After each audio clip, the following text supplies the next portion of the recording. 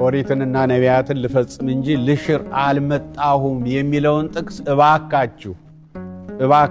እባካችሁ ለቀረው ሁሉ አትጥቀሱት። እሱ የሚጠቀስበት ራሱን የቻለ ምክንያት አለው። የቅዱስ ዳዊትን መዝሙሩን ስናየው ይፈቀድ ስለነበረ በኦሪቱ በጠላቶቹ ላይ በጣም ጸልዮባቸዋል። ዛሬ በአዲስ ኪዳን ስጋና ደም ባለው ጠላት ላይ አይጸለይበትም፣ ይጸለይለታል እንጂ የሚጸለይበት በሰይጣን ላይ ነው። አሁን በሰንበት ዕለት ተቀምጦ መዋል ነበር። አሁን እንዴት አድርጎ ነው ፍጹም ያደረገው? ደግ ስራ ሲሰሩ መዋል እንጂ ተቀምጦ መዋል የሚባል በበዓል የለም። በቃ እንዲህ ካደረገ ይገደል፣ እንዲህ ካደረገ ይገደል፣ እንዲህ ካደረገ ይቆረጥ፣ እንዲህ ካደረገ አይኑ ይጥፋ የሚል ብዙ ሕግ ነበር በኦሪቱ። አሁን ያ በንስሐ ኃጢአትን በመናዘዝና በቅዱስ ቁርባን መስዋዕተ ኦሪት ዛሬ አይሰራም። በመስዋዕተ ሐዲስ በስጋው ደሙ ተተክቷል። መስዋዕተ ኦሪት ተሽሯል። ያለዚያ ኦሪትና ነቢያትን ልፈጽም እንጂ ልሽር አልመጣሁም የሚለውን ይዘን ምን ሄድ ከሆነ መስዋዕተ ኦሪት ሁሉ ሊቀጥል ነው ማለት ነው። በነገራችን ላይ ካህን ማለት አገልጋይ ነው። ክርስቲያኖች በሙሉ ካህናት ይባላሉ። ግን ካህናት ከተባሉ ክርስቲያኖች መካከል ምስጢራትን በመፈጸም ግን 12 ሐዋርያትን መርጧል። ኃጢአትን የማሰርና የመፍታት ስልጣንን የሰጠ ለ12 ነው። ለዚህ ነው በቤተ ክርስቲያናችን በመቅደስ የሚገቡ ሰዎች የተለዩት ካህናት ተብለው የተለዩት። ንግስና በዘር ቀረ ከክርስቶስ በኋላ። ክህነት በዘር ነገደ ሌዊ ደም ሲያጣሩ መኖር ቀረ። አሁን በክርስቶስ ደም ሆኗል። አንዲት እናት በወለደች ጊዜ ወንድ ከወለደች እስከ 40 ሴት ከወለደች እስከ 80 ድረስ እንድትቆይ ሕፃናቱ እስኪጠመቁ ድረስ ውጭ እንድትቆይ ቤተክርስቲያን እንዳትገባ ይላል። ቀኖና ነው፣ ስለረከሰች አይደለም። ስለዚህ አሁን ኦሪትና ነቢያትን ልፈጽም እንጂ ልሽር አልመጣሁም የሚለውን ይዘን ባሪያ እንሸጥ። እንዲያውም ከአፍሪካ ጨርሰን ፈልሰን መተንለታል። በዚህ አይነትማ ነጭ ሲሸጠን ሊኖር ነው። ከአራት መከፈሉን ያዝ። ባለበት የጸና ፍጹም የሆነ የተሻሻለ በቤተ ክርስቲያናችን የዶግማን የቀኖናን የአገር ልማድን መሰረት አድርጎ ያመነ ኦርቶዶክስ፣ ኦሪት ከአራት መከፈሏን እያንዳንዳቸውን አውቆ ያመነ ኦርቶዶክስ ከአለት ላይ የተሰራ ቤት ማለት ነው።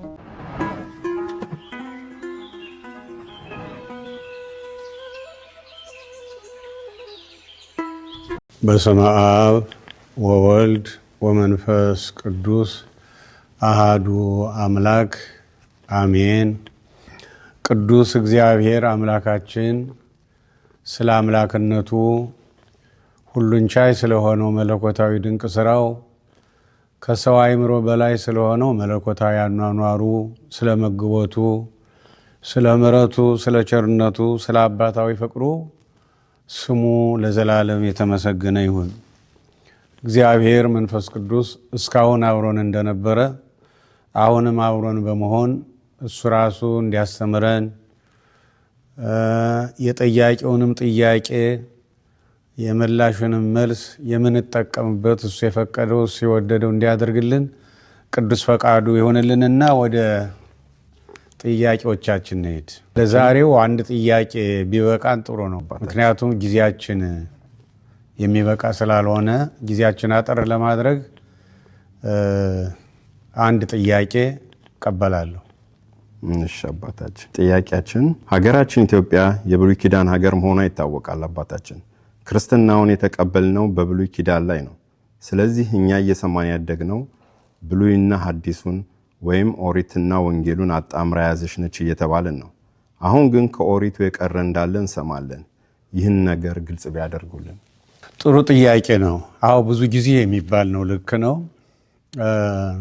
ከእስራኤል ቀጥሎ መቼም በብሉይ ኪዳን የታወቀችው ሀገር ኢትዮጵያ ናት። የብሉይ ኪዳን ሀገር ለመሆናችን ምንም ጥርጥር የለውም። ክርስትናውን የተቀበልነውም እዚያው ብሉይ ኪዳን ላይ ነው እና እንዳልከው በአንዳንዶች ዘንድ የሚሰማው ልክ ቤተ ክርስቲያኗ ብሉዩንና ሐዲሱን ወይም ኦሪትንና ወንጌሉን እንዳለ አጣምራ ይዛ እንደምትጓዝ አድርገው የሚናገሩ አሉ። ይሄ ተለይቶ ካልታወቀ አደገኛ ነገር ነው። እንዲያውም በመጀመሪያው ምዕተ ዓመት በዘመነ ሐዋርያት ትልቁ ችግር የነበረው ይሄ ነው። ጥምቀት እንበለ ግዝረት፣ ወንጌል እንበለ ኦሪት ምን ይረባል? ስለዚህ አሕዛብ ክርስቲያኖች እንደኛ የሚሆኑ ከሆነ እንደኛ መገረዝ አለባቸው። በአጠቃላይ ወንጌሉንና ኦሪቱን በአንድ ላይ ይዘን ካልተጓዝን በምንም አይነት ከቆየልን ከኦሪቱ አንድ እንኳ እንዲሸረፍ እንዲቀር አንፈልግም ብለው የተነሱ ነበሩ። በጣም ወንጌሉን ቤተክርስቲያንን ያስቸገሩ። እንዲያውም የነሱ ስም ቢጽ ሐሳውያን ይባላል። ቢጽ ሐሳውያን ሐሰተኞች ወንድሞች ማለት ነው። በዚያ በሐዋርያት ሥራ ምዕራፍ 15 ላይ እንደተገለጠው በነገራችን ላይ የመጀመሪያው የሐዋርያት ሲኖዶስም በኢየሩሳሌም የተሰበሰበው ይህን የመሰለውን አስተሳሰብ ለማጥራት ነው እና በእኛ ብቻ ሳይሆን ድሮም በኢየሩሳሌምም እንዲህ አይነት ችግር ነበረ ማለት ነው። ጥምቀት እንበለ ግዝረት፣ ይኸውልህ ምንም የተጠመቀ ሰው መገረዝም አለበት። ለምን ኦሪትና ነቢያትን ልፈጽም እንጂ ልሽር አልመጣሁም ብሏል የሚለውንም ለመጥቀስ ይቻላል። እዚህ ላይ ሌሎች የኛ አንዳንድ ሰዎች እንደሚጠቅሱት እና ደግሞ እንዴት ወንጌል ሙሉ ኦሪትን ይዛ ካልሄደች እንዴት ይሆናል የሚል ነበረ እና ለዚህ ነው ይሄ እንዳይምታታብን አባቶቻችን ኦሪትን ከአራት ነው የከፈሉልን። ከኦሪት ላይ ክርስትናችን ስለተመሰረተ ወይም ከብሉይ ኪዳን ላይ ስለተመሰረተ ልክ እንደ ቢጽ ሐሳውያን እንዳይምታታብን በፍትሐ ነገሥታችን በአንቀጽ 45 ቁጥር 1567 ጀምሮ በትክክል ያስረዳናል። ለምን ኦሪቱን ከአራት ከፍለው አስቀምጠውልናል፣ እንዳይምታታብን ግልጥ እንዲሆንልን እና ምን ይላል? የመጀመሪያውን ሕግ ከመናገሩ አስቀድሞ ይላል። የመጀመሪያው ሕግ ማለት ኦሪት ወይም ብሉይ ኪዳን ማለት ነው። አስቀድሞ እንደ መጀመሪያው ሕግ ኋለኛው ሕግ በመጣ ጊዜ ይላል። እንደ መጀመሪያው ሕግ ማለት እንደ ብሉይ ኪዳን፣ ኋለኛው ሕግ የሚለው ደግሞ ወንጌልን ነው። እንደ መጀመሪያው ሕግ ኋለኛው ሕግ በመጣ ጊዜ የፊተኛው ሕግ በአራት ክፍል ተከፈለ እንጂ መላውም አልተሻረም፣ መላውም አልጸናም እንበል ነው የሚለው። እንግዲህ አየው፣ እንደ ፊተኛው ሕግ ኋለኛው ሕግ ወይም ወንጌል በመጣች ጊዜ አሁን ወንጌል በኦሪት ላይ ሙሉ ስልጣን ነው ያላት። ወንጌል ስለመጣች በወንጌል ምክንያት ኦሪት ከአራት ተከፍለዋል ነው የሚሉን አባቶቻችን። ያም እነሱም ዝም ብሎ አመንጭተው ሳይሆን ብሉይን ሐዲሱን ቃኝተው ጎብኝተው አመስጥረው አመቻችተው ነው እና ኦሪት ከአራት ተከፍሏል። እሱም መላውም አልጸናም፣ መላውም ደግሞ አልተሻረም እንበል ነው የሚለው። አንደኛው ክፍል ይላል፣ አንደኛው ክፍል ባለበት የጸና ነው። እንግዲህ አንደኛው ክፍል ከአራት ተከፍሏል። የመጀመሪያው ክፍል ባለበት የጸና ነው።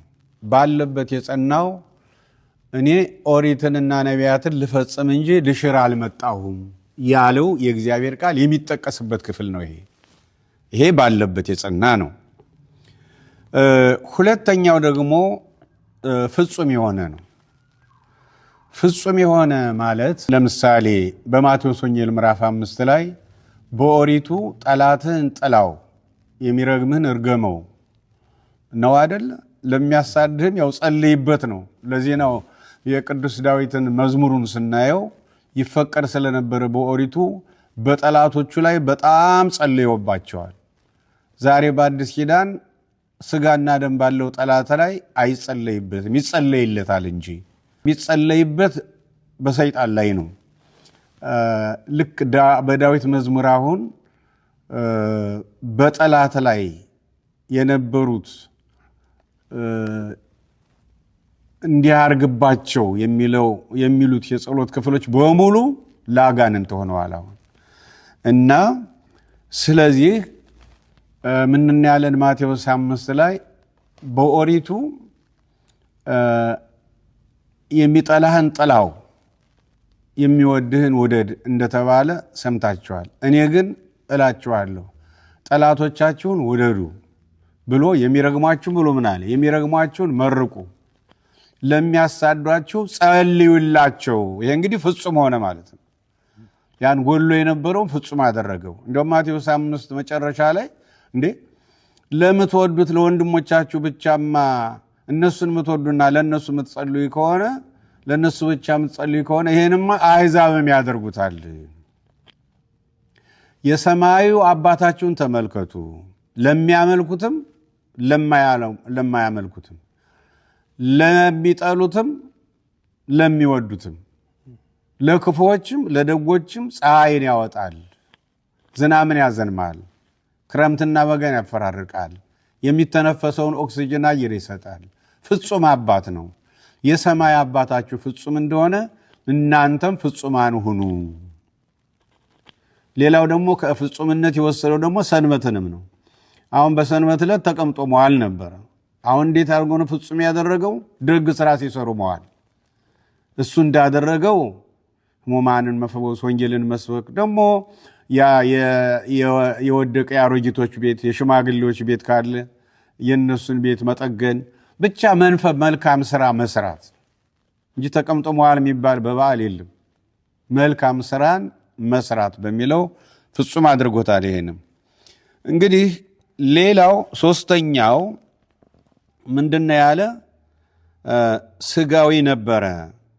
ይሄ ክፍል ስጋዊ ነበረ፣ ወደ መንፈሳዊ ስራ ተላለፈ። ስጋን በውሃና በደም ስለማንጻት ፈንታ እንግዲህ በኦሪቱ እንግዲህ አንድ ሰው ረከሰ ሲባል ወዲያው በውሃ ወይም ደግሞ በደም በእንስሳት ደም ጸሎት ተደርጎ ነው እንደ ነጻ የሚቆጠረው። አሁን ግን በንስሐና በስርዓቶቿ ማለት በንስሐና ኃጢአትን በመናዘዝ በቅዱስ ቁርባን በንስሐና በስርዓቶቿ ነፍስን ማንጻት ሆነ። የምድር መንግስትንና ተድላ ደስታዋን ተስፋ ስለማድረግ ፈንታም መንግስተ ሰማይንና የዘላለም ተድላዋን ተስፋ ማድረግ ሆነ ይላል። እንግዲህ በኦሪቱ አትንካ፣ አትቅመስ፣ አትያዝ፣ ትረክሳለህ፣ ብቻ ትረክሳለህ የሚባል ነገር ከተደፋፈረ የመንጻት ስርዓት ይደረግልታል። ወይም ደግሞ ለምሳሌ አንዲት ሴት ያለ ባል ከወንድ ጋር ብትገኝ በእሳት ተቃጥላ በድንጋይ ተቀጥቅጣ ነው የምትሞተው። አሁን ይሄ በንስሐ ወደ ንስሐ ተቀይሯል ማለት ነው። እና ይሄ የሚያስገድል እጅ የሚያስቆርጥ ዓይን የሚያስጠፋ ብቻ ዋናው ነገር ይሄ አካል የሚያስጎድል ሕግ ነበረ በኦሪቱ። አሁን ይህን ሲያደርጉ ሰዎች ኃጢአት ሰሩ ማለት ነው። አሁን ይሄ ኃጢአት እስከ ኃጢአታቸው እንዲሞቱ ወንጌል አትፈልግም። ለምሳሌ ያችን ሴት በዝሙት የተያዘችውን ያለ ባል የተያዘችውን ሴት አቀረቡለት። የሙሴ ሕግ እንዲህ ይላል፣ አንተ ምን ትላለህ አሉት። ከእናንተ ውስጥ ኃጢአት የሌለበት እሷን ይግደላል። ግን ኃጢአት የሌለበት አልተገኘም። አንዳንድ እያሉ አፈረው ትተዋት ሄዱ። እሱም እንደ ሙሴ ሕግ ትገደል አይደለም ያለ፣ ልጄ ሆይ ዳግም ይህን የመሰለ ኃጢአት አትስሪ፣ አሁን ኃጢአትሽ ተሰርዮልሻል፣ ሂጂ። መጽሐፍ እንደሚል ደግሞ አንድ ልጅ እናትና አባቱን ቢሰድብ በአደባባይ በድንጋይ ተቀጥቅጦ ይሙት ነው የሚለው።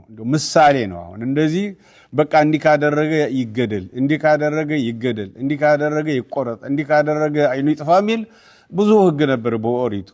አሁን ያ በንስሐ ኃጢአትን በመናዘዝና በቅዱስ ቁርባን እንጂ እንደው እስከ ኃጢአቱ እንዳይገደልብኝ ነው የምትል ወንጌል ማለት ኢየሱስ ክርስቶስ እንደዚያ ነው የሚለው እና ይሄ የተሻሻለ ማለት ነው ባጭሩ። ሶስተኛው የተሻሻለ። ወደ አራተኛው ስንሄድ ይህ ክፍል በሙሉ ተሻረ ይላል። ይህ ክፍል በሙሉ ተሻረ። እሱም ለምሳሌ ዘሌዋውያን 11፣ ዘሌዋውያን 12፣ ዘሌዋውያን 13፣ ዘሌዋውያን 14፣ ዘሌዋውያን እስከ 15 ድረስ በሙሉ ስናየው ለምጽን ለምሳሌ ለምጽ ያለበትን ሰው በኦሪት ዘሌዋውያን አሁን ምዕራፍ 15 ላይ ለምጽ ያለበትን ሰው እንደ ምሳሌ ማለት ነው። አሁን ለምጽ ያለበት ሰው ከቆዳው ላይ ቢታይ ርኩስ ነው፣ ከለምጻሞች ከተማ ነው። ዛሬ አሁን በአሜሪካን ሀገር ቲቢ የተገኘበት ሰው አድርስ እንጂ በዚህ ቤተክርስቲያን አንድ ሰው ቲቢ ቢገኝበት ቤተክርስቲያኑ ይከለከላል፣ ሰው እንዳይገባ፣ በሙሉ ያለው ሰው ሁሉም ይመረመራል። ያ የተገኘበት ሰው ግን ከቲቢ ከተማ ነው። የቲቢ በሽተኞች ከተኙበት ከተማ በቀጥታ በ911 ተደውሎ ነው መሄድ ያለበት በዚህ ሀገር። ልክ እንደዚህ ሁሉ በኦሪቱ ለምጽ የተገኘበት ከቆዳው ካህኑም ያዛል፣ ከለምጻሞች ከተማ ነው። ምክንያቱም ረክሷል ማለት ነው። ለምሳሌ በኦሪት ዘኍልቍ ምዕራፍ 19 ቁጥር 11 ላይ እንደምናየው አስከሬን የነካ ሰው ይረክሳል። ምክንያቱም አስከሬን ርኩስ ነው። አንዲት እናት ስትወልድ ዘሌዋውያን 11 ላይ ለምሳሌ ብንመለከት አንዲት እናት ስትወልድ ወንድ ወልዳ ከሆነ እስከ 40 ቀን እንግዲህ የረከሰች ናት። ወንድ ወልዳ ማነው ሴት ከሆነችም እስከ 80 የረከሰች ናት። በየወሩም የረከሰች ናት እና በጎጆ ነው መዘጋት ያለባት። እሷን የነካ የረከሰ ነው። የነካችው ዕቃ ቢሆን ይሰበር ነው የሚለው፣ ጨርቅም ቢሆን ይቃጠል ነው የሚለው እና ይህን የመሰለው ማለት ነው። ይህንና ይህን የመሰለው በሙሉ ተሽሯል ነው የሚልን። ከዚህም ሁሉ ጋር ደግሞ ለምሳሌ መስዋዕተ ኦሪትን ብንወስድ አሁን መስዋዕተ ኦሪት ዛሬ አይሰራም። በመስዋዕተ ሐዲስ በስጋው ደሙ ተተክቷል። መስዋዕተ ኦሪት ተሽሯል። ያለዚያ ኦሪትና ነቢያትን ልፈጽም እንጂ ልሽር አልመጣሁም የሚለውን ይዘን ምን ሄድ ከሆነ መስዋዕተ ኦሪት ሁሉ ሊቀጥል ነው ማለት ነው። እየተግባባን ነው። ሊቀጥል ነው ማለት ነው። ለምሳሌ ክህነት በዘር እንውሰድ። አሁን በኦሪቱ አንድ ሰው ካህን የሚሆነው ከነገደ ሌዊ ዘር ተቆጥሮ ነው። ከነገደ ሌዊ ዘር ተቆጥሮ ነው። አንድ ሰው አገርን እንዲመራ ንጉስ የሚሆን ከሆነ በእስራኤል ምድር ከነገደ ይሁዳ ዘር ተቆጥሮ ነው መንገስ የሚችለው።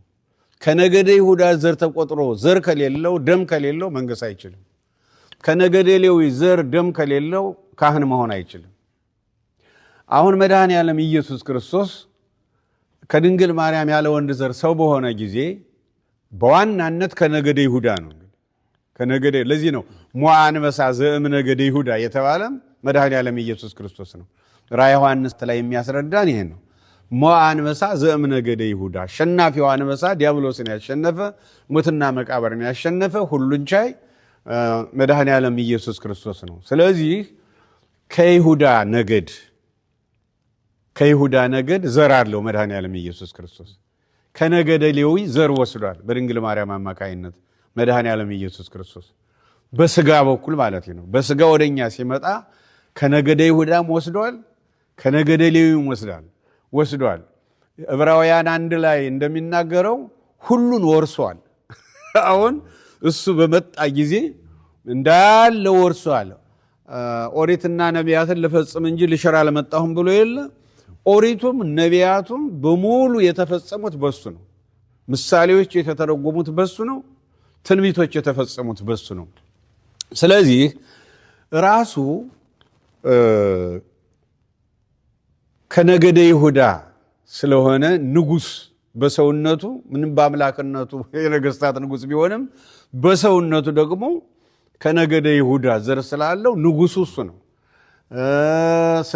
ከነገደ ሌዊም ስላለው ካህኑ እሱ ነው። ሊቀ ካህናት እሱ ነው። ዛሬ በሱ ያመን ሁሉ ሶሎሞናውያንን ማለት ነው። ዛሬ በሱ ያመን ክርስቲያኖች በሙሉ ሶሎሞናውያንን የይሁዳ ዘሮች ነን ማለት ነው። የነገስታት ዘሮች ነን ማለት ነው። የንጉሱ ልጆች የንጉሱ ቤተሰቦች ንጉሳውያን፣ ሴቶቹ ልዑላት፣ ወንዶቹ ልዑላን ብቻ ንጉሳውያን እና አሁን ዋናው ንጉሳውያን የንጉስ ልጆች ዛሬ ክርስቲያን የሆነ ሁሉ የንጉስ ዘር ነው ማለት ነው። ክርስቲያን የሆነ ሁሉ የሌዊ ዘር ነው ማለት ነው። የካህን ዘር ነው ማለት ነው። አሁን ክርስቲያኖች ሁላችንም ቅዱስ ጳውሎስም እንደሚናገር ወንጌሉም እንደሚናገር በነገራችን ላይ ካህን ማለት አገልጋይ ነው። ክርስቲያኖች በሙሉ ካህናት ይባላሉ። ግን ካህናት ከተባሉ ክርስቲያኖች መካከል ምስጢራትን በመፈጸም ግን 12 ሐዋርያትን መርጧል። ኃጢአትን የማሰርና የመፍታት ስልጣንን የሰጠ ለ12ቱ ነው። ለዚህ ነው በቤተ ክርስቲያናችን በመቅደስ የሚገቡ ሰዎች የተለዩት ካህናት ተብለው የተለዩት እንጂ ምእመናን ካህናት ያልሆኑ ሆነው አይደለም። ለምን? የነገደ ሌዊ ዘሮች ናቸው። ክርስቶስን ያመን ሁሉ ሌዋውያን ሆነናል ማለት ነው። ስለዚህ ንግስና በዘር ቀረ ከክርስቶስ በኋላ። ክህነት በዘር ነገደ ሌዊ ደም ሲያጣሩ መኖር ቀረ። አሁን በክርስቶስ ደም ሆኗል። የባሪያ ሽያጭ ለምሳሌ ዕብራዊ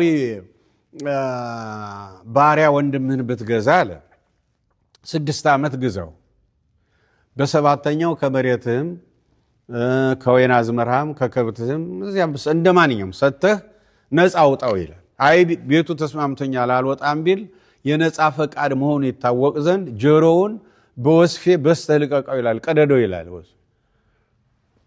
ዛሬ ወንዶች ሁሉ ጆሮአቸውን ይበሳሉ። ያ እንግዲህ ባህል ሊሆን ይችላል። ያን ጊዜ ግን የፈቃድ ባሪያ ማለት ነው። አሁን ግን ገላትያ 3 ላይ እንደሚነግረን ክርስቶስን አምነን የተጠመቅን ሁሉ ራሳችን እሱ ነው አንድ አካል ስለሆነ አሁን ባሪያም ጨዋም ነጭም ጥቁርም ሴትም ወንድም ዕብራዊ ሮማዊ ግሪካዊ ማለት የለም አንድ ሰው ናችሁ ነው የሚል። ስለዚህ አሁን ኦሪትና ነቢያትን ልፈጽም እንጂ ልሽር አልመጣሁም የሚለውን ይዘን ባሪያ እንሸጥ እንዲያውም ከአፍሪካ ጨርሰን ፈልሰን መተንለታል። በዚህ አይነትማ ነጭ ሲሸጠን ሊኖር ነው። ለነገሩ ባሪያ የሚለው በመጽሐፍ ቅዱስ ከለርን አይመለከትም። አንድ ሰው በምርኮ ከተማረከ ብድር ተበድሮ ደግሞ መክፈል ካልቻለ ለ6 ዓመት እስከ ቤተሰቡ ወይም ብቻውን በነፃ ይገዛል። ከ6 ዓመት በኋላ ነፃ ይወጣል። በምርኮ ከተማረከም እንደዚሁ ነው። ያለ ክፍያ ያለ ደሞዝ የሚሰራ ሁሉ ባሪያ ነው። በእኛ ሀገር ነው ከለር መርጠን ኋላም ደግሞ ነጮች ከአፍሪካ እያፈለሱ በቃ ባሪያ ሲባል አንድ ሰው በከለር ከንፈሩ፣ ጸጉሩ፣ ከለሩ ምልክት እየሆነ መጣ። ይሄ ሰዎች የፈጠሩት ነው እንጂ መጽሐፍ ቅዱስ ይሄን አይልም። ስለዚህ አሁን ዛሬ በአዲስ ኪዳን ባሪያ ጨዋ የሚባል ነገር የለም። አንድ ሰውን እና መስዋዕተ ኦሪትን የመሰለ ነገር የለም። ዛሬ ጥላውን አልፏል። ንግስና በዘር ጥላውን አልፏል። ንግስና ዛሬ በክርስቶስ ነው። ክርስቶስን ያመኑ ሰሎሞናውያን ናቸው፣ የይሁዳ ዘሮች ናቸው። ክህነት በዘር የሚባል ነገር የለም። አሁን በክርስቶስ ያምነው የተጠመቁ ሁሉ ሌዋውያን ናቸው። ከነሱ ውስጥ ለምስጢራት የሚሆኑትን ደግሞ መንፈስ ቅዱስ ይመርጣል፣ ይሾማል። ዲያቆናት፣ ቀሳውስት፣ ጳጳሳት፣ ፓትርያርክ አድርጎ ይሾማል እግዚአብሔር መንፈስ ቅዱስ ከማንኛውም ነገድ፣ ከማንኛውም ቋንቋ፣ ማንኛውንም ከለር እና እንደዚያ ነው። ስለዚህ ኦሪትንና ነቢያትን ልፈጽም እንጂ ልሽር አልመጣሁም የሚለው እንዳያምታታብን ወይም እንደ ቢጽ ሐሳውያን ጥምቀት እንበለ ግዝረት ወንጌል እንበለ ኦሪት አይሰራም የሚል ነገር የለም በቤተ ክርስቲያናችን ማለት ነው። ያለዚያማ እኮ ግዝረትን መኖር አለበት ማለት ነው። ለምሳሌ በብሉይ ኪዳን እንዳሁኑ ጥምቀት ዋና የእምነት ምሰሶ የነበረው ግዝረት ነው። አሁን ካልተገረዘ ሰው ጋር እንኳን መጋባት ሰላም መባባል መርከስ ስለሆነ ከኢግዙራን ጋር ካልተገረዙት ጋር ሰላም መባባል አይቻል፣ አብሮ መብላት አይቻል፣ አብሮ መጠጣት አይቻል፣ አብሮ መቀመጥ አይቻል። እንደዚያ ነው ነበር። ዛሬ ግን ተገረዘ አልተገረዘ የራሱ ጉዳይ ነው። ቅዱስ ጳውሎስ ምን እንዳለ ወንጌሉም እንደሚል እና ዛሬ ይሄ አትንካ፣ አትቅመስ፣ አትያዝ ትረክሳለህ የሚል አስከሬንን የመሰለ ዛሬ እኮ አስከሬን ስመን አይደል ምን ሸኘው አይደለም እንዴ? እንዲያው ፍትሐ ነገሥቱ ስማቸው ሸኙት ነው የሚለው።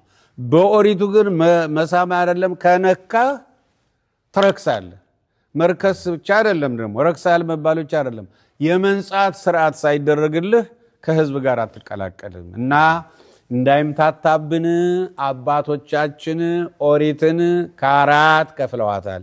ባለበት የጸና ለምሳሌ እንዳሰርቱ ትእዛዛት ያለ ኦሪትን ልፈጽም እንጂ ልሽር አልመጣሁም የሚል እንዳሰርቱ ትእዛዛት ያለ ከቀረልን ከተወልን ከኦሪት ክፍል በቀር በብሉይም በሐዲስም ያለው የእግዚአብሔር ቃል ባለበት የጸና።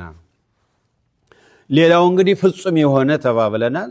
ጠላትን ውደድ፣ የሚረግምን መርቅ፣ ለሚያሳድ ጸልይለት እንደሚለው ያለ ይሄ ፍጹም የሆነ ማለት ነው። ሌላው እንግዲህ ሶስተኛው የተሻሻለ ማለት ነው። የተሻሻለ ማለት ደግሞ ቅድም እንዳልነው ከስጋዊ ወደ መንፈሳዊ የተቀየረ ያን በኦሪቱ ሕግን ሽሮ የተገኘ ይገደል የሚል ከሆነ መግደል ብቻ ነው። እናትና አባቱን ሰድቦ የተገኘ መገደል ብቻ ነው። ያለ ባል ከወንድ ጋር የተገኘ ሴት በእሳት መቃጠል መገደል ብቻ ነው። ያ ነበረ። አሁን የዚህ አይነት ሕግ በንስሐ እንዲሆን ተሻሽሏል ማለት ነው። ተግባብተናል። እና ስለዚህ ኦሪትና ነቢያትን ልፈጽም እንጂ ልሽር አልመጣሁም የሚለው የቀረውንም ክፍል አይመለከትም ማለት ነው። እና እንደው ስንቱን እንግዲህ አሁን እናንተ ደካሞች ሸክም የከበደባችሁ ሁሉ ወደ እኔ ኑ እኔም አሳርፋችኋለሁ። በሐዋርያትም እኮ የመጀመሪያውን ሲኖዶስ በዚህ ምክንያት አሁን አንተ የጠየቅከው ጥያቄ ነበር። በመጀመሪያው ምዕተ ዓመት በዚህ ነው የተሰበሰበ የመጀመሪያው ሲኖዶስ። በዚህ ምክንያት ተሰብስቦ ውሳኔ ሲወስን ምንድነው ያሉ ሐዋርያት? አባቶቻችንና እኛ ልንሸከመው ያልቻልነውን ሸክም እንዴት በአሕዛብ ላይ እንጭናለን? እኛም አልቻልነው ማለት እንዲያውም የኦሪት መምህሯ ዋናዋ ሎየሯ ቅዱስ ጳውሎስ ነው። ገላትያ 2 ላይ ምንድነው ያለ? ክርስቶስ በመስቀል ላይ ነፍሱን ከስጋው እንደለየ እኔም ከክርስቶስ ጋር ለመኖር ከኦሪት ተለይቻለሁ ነው የሚለው። ኦሪትን እንዲያውም ባጋር ነው የሚመስላት ቅዱስ ጳውሎስ፣ ባጋር ነው የሚመስላት። እኛ ይላል የባሪያይቱ የአጋር ልጆች አይደለንም ነው የሚለው። የእመቤቲቱ የሳራ ወንጌል ልጆች ነን። የባሪያይቱ የአጋር ኦሪት ልጆች። ባሪያ ስል እንግዲህ ወደ ከለር እንዳንሄድ እንግዲህ እሷ የቤት ሰራተኛ ስለነበረች ነው ባሪያ የተባለችው ያን ጊዜ። እና የእሷ ልጆች እንዲያውም ቀስ ብላ ገብታ ከወለደች በኋላ ሳራን ለማስወጣት ሞክራ ነበረ አይደለም የሚለው መጽሐፍ ቅዱስ። ሳራን ለማስወጣት ሞክራ ነበረ፣ ግን ራሷ ወጣች። አሁንም ኦሪት ሳራ ወንጌልን ለማስወጣት ማለት አጋር ኦሪት ሳራ ወንጌልን ለማስወጣት ሙከራ ማለት ነው። ግን ራሷን የምትወጣ እንጂ ወንጌል አትወጣ እመቤቲቱ። ስለዚህ እኛ የእመቤቲቱ የሳራ ወንጌል ልጆች ነን እንጂ የባሪያይቱ የአጋር ልጆች አይደለንም ይልና እኛ ይላል ደግሞ አባቶቻችን በተረጎሙትን በትርጓሜው ላይ እኛ የብርሃን ወንጌል ልጆች ነን እንጂ የጨለማ ኦሪት ልጆች አይደለንም። ወይም ደግሞ የቀረው ማለት ነው የተሻረው የቀረልን ማለት ነው አይደለንም። እኛ የእውቀት ወንጌል ልጆች ነን እንጂ የድንቁርና ኦሪት ልጆች አይደለንም ይላል ትርጓሜው። እና ምንድነው ማወቅ አለብን እኛው በትክክል ከኦሪት የመጣን ስለሆን እያንዳንዱ ካህን፣ እያንዳንዱ ዲያቆን፣ እያንዳንዱ ሰንበት ተማሪ ቢቻል እያንዳንዱ ምእመን አሁን ዛሬ ዓለም አንድ መንደር ሆናለች። ዛሬ ጌታዬ ቴክኖሎጂው ተራቋል።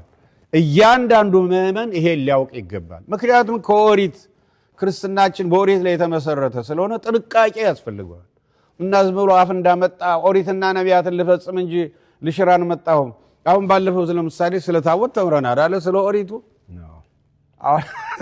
የሚለው እኮ ሲተመልከተ ቁመቱ 2 ክንድ ተኩል ወርዱ 1 ክንድ ተኩል በወርቅ የተለበጠ በክደኛው ቁመቱ 2 ክንድ ተኩል ወርዱ 1 ክንድ ተኩል ከወርቅ ብቻ ከተቀጠቀጠ ወርቅ ብቻ የተሰራ እንደገና ደግሞ የሁለት ኪሩቤል የሁለት መላእክት ቅርጽ ደግሞ ክንፎቻቸው የነሁሉ ታቦቱን የሚሸፍኑ ከተቀጠቀጠ ወርቅ ብቻ እንደገና ደግሞ ሁለት መሎጊያዎች አራት ካህናት የሚሸከሙበት ደግሞ ሁለት መሎጊያ የሚሸከሙት አራት ካህናት ተሸክመው ሲንቀሳቀሱ ደግሞ ህዝቡ 2000 ክንድ ማለት 1 ኪሎ ሜትር እንዲርቅ ከዚያ ኢንች መቅረብ የለም። ምክንያቱም በእግዚአብሔር የታዘዘ ነገር መፈጸም ብቻ ነው። አሁን ዛሬ እንደዚህ ያለን እንደኛ ይሄ ሁሉ ወርቅ አለን እንዴ? አራት ካህናት ናቸው እንዴ ተሸክመው የሚሄዱ?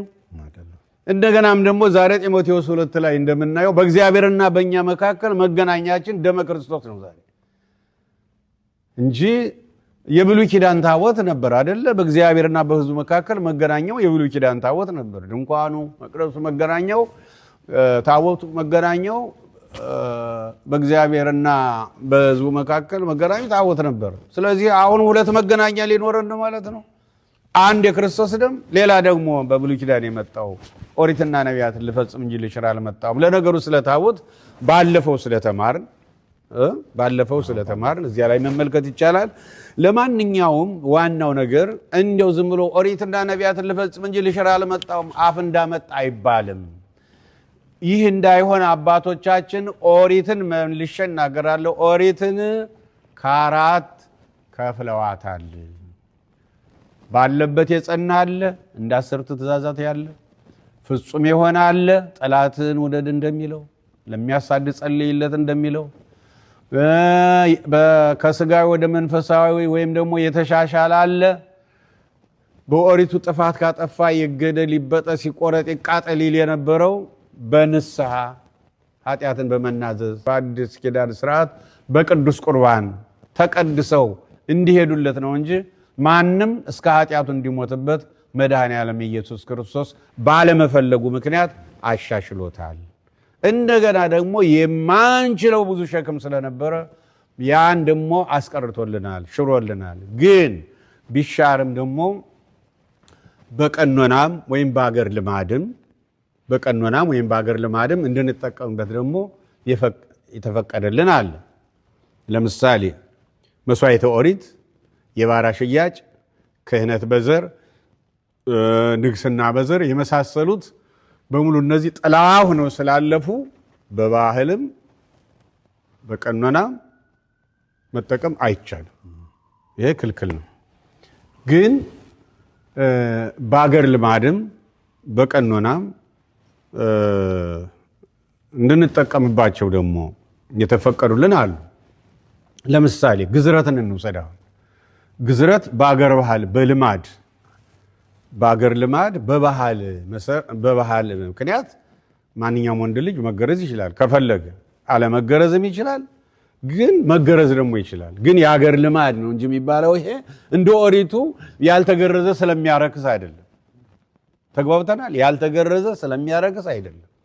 በአገር ልማድ መሰረት ይህን የመሰለው የአገር ልማድ ነው። አትንካ፣ አትቅመስ፣ አትያዝ፣ ትረክሳለህ የሚለው ይሄ የአገር ልማድ ነው። ደግሞ በቀኖናም ደግሞ የምንገለገልበት አለ። ለምሳሌ ቀኖና አንዲት እናት በወለደች ጊዜ ወንድ ከወለደች እስከ 40 ሴት ከወለደች እስከ 80 ድረስ እንድትቆይ ሕፃናቱ እስኪጠመቁ ድረስ ውጭ እንድትቆይ ቤተክርስቲያን እንዳትገባ ይላል። ቀኖና ነው። ስለረከሰች አይደለም። ሕፃኑ ወይም ሕፃኗ የዚህን ዓለም አየሩን ይህን ሰፊ ዓለም ይህን መከራ ዓለም እስኪለማመዱት ድረስ እሷም እስክትጠነክር ኃይሏ እስኪመለስ ድረስ እንደገና ደግሞ በየወሩም ደግሞ 7 ቀን በጎጆ ትዘጋ ነበር መርገም በሚለው። አሁን መርገም የሚባል ነገር የለም፣ ስሙም ተቀይሯል። አሁን ይሄ በቀኖና ቤተክርስቲያን እንዳትገባ ተብሏል ለ7 ቀን። ስለረከሰች አይደለም፣ ግን ለቦታው ንጽህና ለራሷ ሞራል ሲባል ነው እንጂ አሁን ቅዱስ ሲኖዶስ ሁኔታውን አይቶ የሴቶችን ምንድነው የሚባለው መቆጣጠሪያቸውን ንጽህና አጠባበቃቸውን ሁሉ አይቶ እንደሌላው ሀገር እንዳደጉት ሀገሮች ከሆኑ ቅዱስ ሲኖዶስ ማንሳት ይችላል። ለምን ወምድረ ይመጹ ይበይኑ ይህን ቀኖና የሰሩ አባቶቻችን የሚቀጥሉት ደግሞ እንደ ዘመናቸው መወሰን ይችላሉ ብለው ክፍት አድርገውት ነው የሄዱ። ለዚህ ነው ቀኖና የሚሻሻል ነው የተባለ። መጀመሪያም የሚሰራው በቅዱስ ሲኖዶስ ነው። ስለዚህ በቅዱስ ሲኖዶስ ይሰራል፣ ይደነገጋል። የሚሻሻል ከሆነ ይሻሻላል፣ የሚቀርም ከሆነ ይቀራል፣ የሚጨመርም ከሆነ ይጨመራል። ቀኖና እንደዚህ። ዶግማ ግን የማይጨመርበት የማይቀነስበት እስከ ሞት ድረስ የታመንክሁን ነው የሚል ራእይ 2 ላይ እምነት ነው። በአንድነቱ በሶስትነቱ በክርስቶስ የባህሪ አምላክነትና አዳኝነት ይህ እምነት ነው። እምነትን የመሰለው እስከ ሞት ድረስ ነው። ቀኖናን ግን ቅዱስ ሲኖዶስ መብት አለው። የመጨመር፣ የመቀነስ፣ የማሻሻል መብት አለው። ከቀነስክ ትኮነናለህ፣ ከጨመርክ ትጸድቃለህ የሚልም ነገር የለም። ዋናው ነገር ስልጣኑ በሙሉ መንፈስ ቅዱስ የሚመራው የቅዱስ ሲኖዶስ ነው እና የሆነ ሆኖ ኦሪትንና ነቢያትን ልፈጽም እንጂ ልሽር አልመጣሁም የሚለውን ጥቅስ እባካችሁ ለቀረው ሁሉ አትጥቀሱት። እሱ የሚጠቀስበት ራሱን የቻለ ምክንያት አለው። አሁን በዚህ አጭር ጊዜ መቼስ ሁሉን ማንሳት ስለማንችል ነው። ወደፊት በቀደም ተከተል እናነሳዋለን። ለዛሬው መቼስ ጥያቄ የተመለሰ መሰለኝ። አልተመለሰም? አዎ በረንብ ተመልሶልኝ። አዎ ብቻ ከአራት መከፈሉን ያዝ። ባለበት የጸና ፍጹም የሆነ የተሻሻለ የተሻለ። እግዚአብሔር ይባርካችሁ፣ እግዚአብሔር ይጠብቃችሁ። እንግዲህ በሚቀጥለው ፕሮግራማችን ያገናኘን። ለዛሬው እዚህ ላይ ይበቃናል።